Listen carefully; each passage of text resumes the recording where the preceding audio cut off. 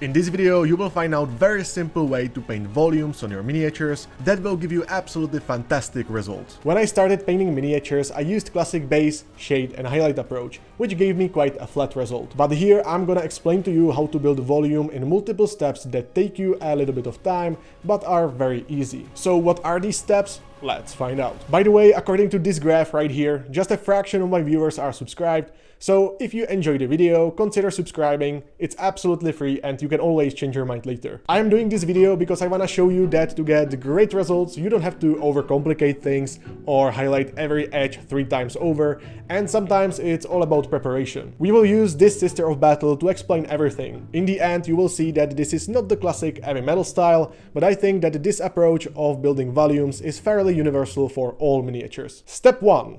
Find reflections. So, have you seen my non-metallic metal in 5 minutes video? If so, this step is nothing new to you, but we will apply this approach to the whole miniature and not just metallics. We will need to spray the miniature with a shiny primer. This is standard black GW primer, but go ahead and use whichever you want, as long as it is shiny enough for you to find reflections. Now, to find those reflections, you wanna take your miniature and put it against a light source. But, since the placement of the reflections changes as you turn the miniature around, you need to take a photo of our lit miniature so you have a reference. So that's it, right? You just take a photo of your miniature and you can start painting, right?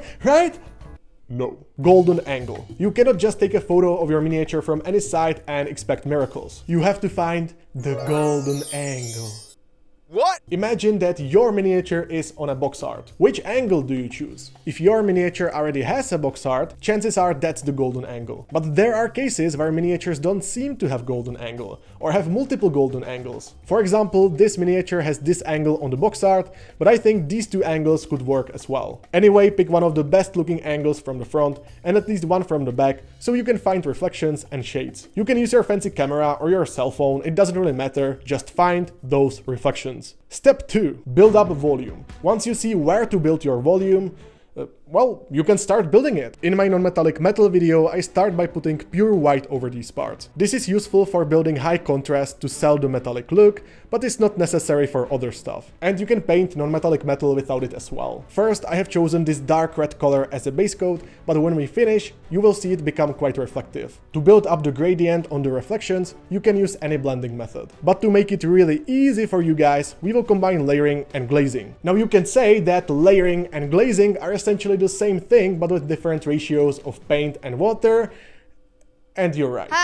Now you will simply take a lighter color and apply it on the entire frame of the reflection. From the photo, I see the reflection stretched from here to here, so that's where the first layer is gonna be. After every frame of each reflection is painted, it's time to make it smooth.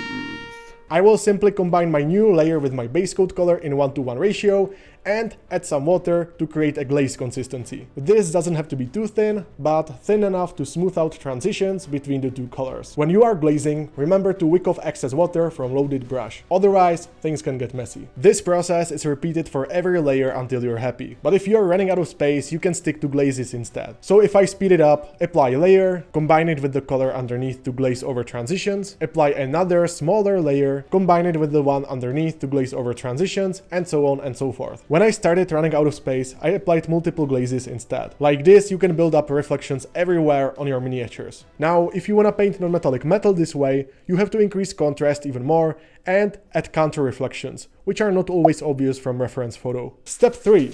Darken the base coat for shade. Now, I will cover shading as a whole topic in a different video, but I still want to describe to you a simple approach that doesn't require any wash. Shading can be done in the same way as the previous step, but obviously you add darker colors instead. Mixing black into your base coat color can work just fine, but if you are starting for example with purple, you can use dark red or dark blue instead. For skin tones, you can use dark red, browns, and I have even used purple in the past. Either way, just add a darker color to your base coat and glaze it towards the recesses. To find all the natural shades and unexposed parts on your miniature, once again look at the reference photo. These areas should be the darkest and I will glaze my darker mix towards them. When I approach the darkest parts, I switch to almost pure black, because it works in this case. And when it comes to all non-metallic metal parts, once I have created dark enough shades, I additionally blackline them. Simply take pure black with a precise brush and apply it just in the recesses. recesses. Actually, this can be done for the entire miniature if you want, as it will make it look very clean once done, but it will take you additional time. So as you can see, you don't need a dedicated wash or anything like that to shade your miniatures.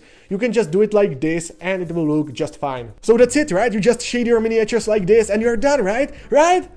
No. Step 4. Unite your paint job. It's finally time to bring it all together. It is at this step that you want to highlight every edge with one of your lightest colors you used for building volume. Also, if you have any special effects on your miniature, now is the time to paint them. For example, this flame right here cannot be really painted by using reference photo since the flame itself is a light source. Because of that, you have to paint additional reflections around it. There is a video on how to paint glow effect already, so check it out if you want. But if you want to see me paint OSL on this flame, let me know. But yeah, otherwise all the edge highlights, all the face details and special effects are done in this step. And of course, this includes the base. So now it's time to answer the main question, and that is, what the was the point of this video? Basically, I wanted to show you that you don't have to master every single miniature painting technique out there, and that to get great results, you don't have to use many tools. Sometimes using basic paints without any washes, mediums, airbrush, or anything special really is just enough. As long as you know how much paint should you use and where to place it, most of the time you will do just fine. Everything that I have used in this video is pretty basic. I took some pictures of primed miniature to find reflections, and after base coating I started adding value to those spots using simple layer and glaze approach. Then I mixed in a darker color to my base coat and glazed it towards all unexposed parts, for which the reference photo is useful as well. Lastly, I finished the miniature painting the details, OSL, edge highlights, and of course the base. Now you can see that this is a very different approach from classic Eavy Metal style, where you highlight every edge 1055 times. Here you paint actual value on your miniature instead. So while Eavy Metal style looks great on something like Space Marines or Warhammer in general, painting values like this, in my opinion, is more universal. So to sum it up, you start by taking a photo of your primed miniature to find reflections, then you build up volume on those spots using reference photo, then you darken the base coat to paint all the shades, and finally you unite the whole miniature with edge highlights, special effects, and all the little details. As always, let me know what you think down in the comments, subscribe if you haven't already, and if you want to help others get better at painting miniatures, definitely give this video a thumbs up so that way YouTube gods will know that they should take this video and recommend it to them. And see you in the next one. Bye! The golden angle.